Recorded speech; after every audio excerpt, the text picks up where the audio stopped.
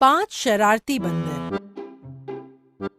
एक जंगल में 5 बंदरों की टोली ने जंगल में सभी जानवरों को बहुत ज्यादा परेशान कर रखा था।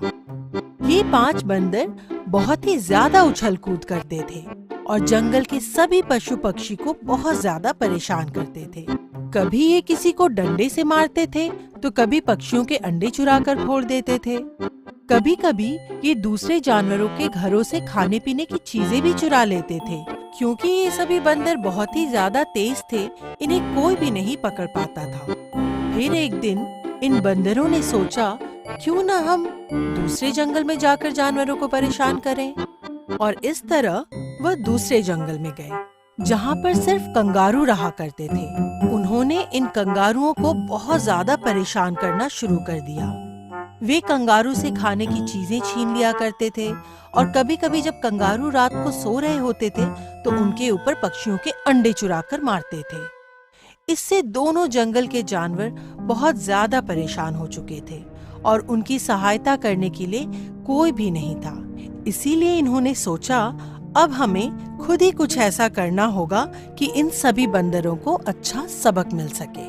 तभी कंगारू का सरदार बंदर के सरदार को आमंत्रण देता है और कहता है, हम आपको दावत पर बुलाना चाहते हैं और साथ में आपको जंगल का राजा बनाना चाहते हैं। सभी खुशी खुशी दावत पर जाते हैं क्योंकि उन सभी को जंगल में एक उपाधि दी जाने वाली थी।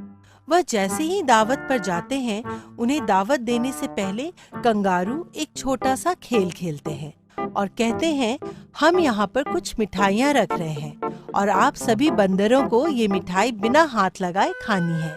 इसीलिए आप सभी के हाथों को बांध दिया जाएगा। सभी बंदर कहते हैं, इसमें कोई बड़ी बात नहीं, हमारे लिए बाएं हाथ का खेल है। और इसके बाद सभी बंदरों के हाथों को बांध दिया जाता है।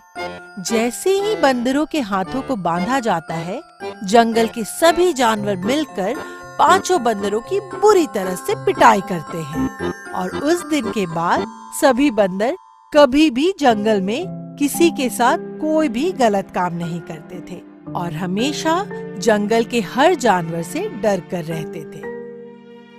तो बच्चों, हमें इस कहानी से ये शिक्षा मिलती है कि हमें किसी को भी बेमतलब परेशान नहीं करना चाहिए, क्योंकि इसके बदले हमें बहुत बड़ा नुकसान उठाना पड़ सकता है।